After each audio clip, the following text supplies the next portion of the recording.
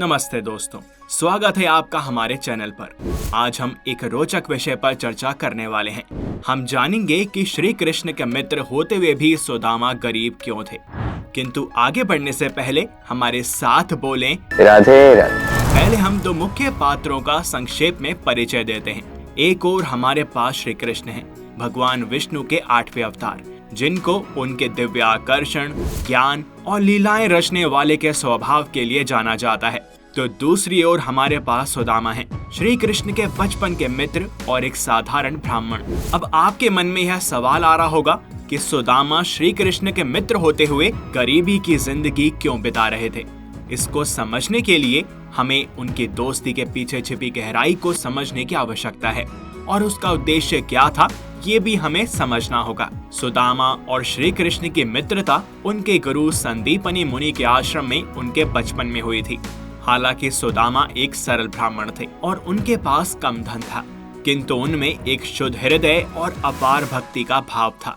वहीं श्री कृष्ण अपने आप में भगवान होने के बावजूद दोस्ती की महत्वता को प्यार, निष्ठा और सम्मान पर आधारित रखते थे, वर्चस्व या सामाजिक स्थिति से नहीं। समय के साथ साथ सुदामा और श्री कृष्ण की मित्रता मजबूत हुई और उन्होंने एक दूसरे के साथ बहुत सारी स्मृतियां बनाई। यह दोस्ती सिर्फ धार्मिक या आध्यात्मिक भावनाओं पर निर्मित नहीं थी, बल्कि इसका एक गहरा अर्थ था। इसके अतिरिक्त हमें पौराणिक कथाओं में भी इस विषय पर जानने को मिलता है। तो चलिए जानते हैं कि श्री कृष्ण के मित्र होते हुए भी सुदामा गरीब क्यों थे। पौराणिक कथा के अनुसार एक ब्राह्मणी थी जो कि बहुत निर्धन थी। वे भिक्षा मांगकर जीवन व्यतीत करती थी। एक समय ऐसा आया कि 5 दिन तक उसे भिक्षा नहीं मिली। वह प्रतिदिन पानी पीकर भगवान का नाम लेकर सो जाती।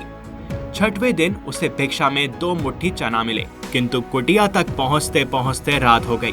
ब्राह्मणी ने सोचा अब ये चने रात में नहीं खाऊंगी, सुबह भगवान को भोग लगाकर फिर खाऊंगी। यह सोचकर ब्राह्मणी ने चनों को कपड़े में बांधकर रख दिया और वासुदेव का नाम जपते जपते सो गई। लेकिन कुछ समय बाद कुछ चोर चोरी करने के लिए उसकी कुटिया में आ गए। इधर उधर बहुत ढूंढा, चोरों को कुछ नहीं मिला, तो वे चनों की बंधी पोटली चुरा कर ही ले गए, क्योंकि उनको लगा कि इस पोटली में सोने के सिक्के हैं। इतने में ब्राह्मणी जाग गई और शोर मचाने लगी। गांव के सारे लोग चोरों को पकड़ने के लिए दौड़े और चोर वे पोटली लेकर भागे। पकड़े जाने के डर से सारे चोर संदीपनी मुनि के आश्रम में छिप गए, जहां भगवान श्री कृष्ण और सुदामा शिक्षा ग्रहण कर रहे थे। कुछ समय पश्चात वे चोर उस आश्रम से भी भाग गए, लेकिन जल्दबाजी में वे चने की पोटली वहीं पर भूल गए। इधर भूख से व्याकुल ब्राह्मणी ने श्राप दे दिया कि मुझ दीनहीन असहारा के जो भी चने खाएगा वह दरिद्र हो जाएगा। प्रातः काल गुरु माता आश्रम में झाड़ू लगाने लगी और उन्हें वही चने की पोटली मिली। गुरु माता ने पोटली खोलकर देखा तो उसमें चने थे। वहीं सुदामा और श्री कृष्ण जंगल से लकड़ी लाने जा रहे थे, तो गुरु माता ने उस चने की पोटली को सुदामा को दे दिया और कहा, पुत्र यदि भूख लगे तो इन्हें खा लेना।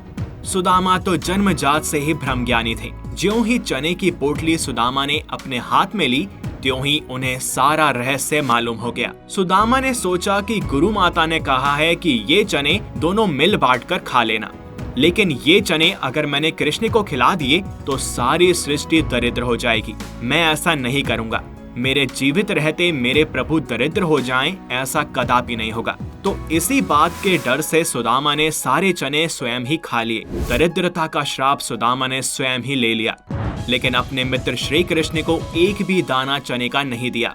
तो कुछ इस प्रकार निभाई सुदामा ने अपनी दोस्ती और खुद गरीब बन गए। तो दोस्तों, इस वीडियो में हमने जाना कि श्री कृष्ण के मित्र होने के बावजूद सुदामा गरीब क्यों थे। साथ ही ये भी कि वास्तव में सुदामा की गरीबी उनके और कृष्ण के रिश्ते की उच्चता और आध्यात्मिक भावनाओं के आधार पर महत्वपूर्ण नहीं थी। इस रिश्ते में भक्ति, प्यार और आपसी संबंधों का महत्व था। हम सभी को ये स्मरण रखना चाहिए कि सुदामा की गरीबी उनकी आध्यात्मिक प्रगति और उनकी निष्ठा के साक्षात्कार का परिणाम थी। इसमें हमें एक महत्वपूर्ण संदेश मिलता है कि जीवन में समृद्धि और खुशी केवल संसाधनों की मात्रा से नहीं मापी जाती, बल्कि हमारे भावनात्मक और आध्यात्मिक संपन्नता से भी प्राप्त होती है। इस रहस्यमयी कथा से हमें सुदामा की गरीबी का अर्थ समझने का एक महान उदाहरण मिलता है। हमें समझना चाहिए कि वित्तीय स्थिति और सामाजिक स्थान केवल हमारे मूल्य और आध्यात्मिकता का प्रतिफल नहीं है। तो एक बार पुनः बोलें, राधे राधे। अगर आपको यह वीडियो पसंद आई हो तो इसे लाइक करें व अन्य भक्तों के साथ शेयर करें। और यदि आप कृष्ण भक्त हैं तो कमेंट सेक्शन में राधे राधे अवश्य लिखें।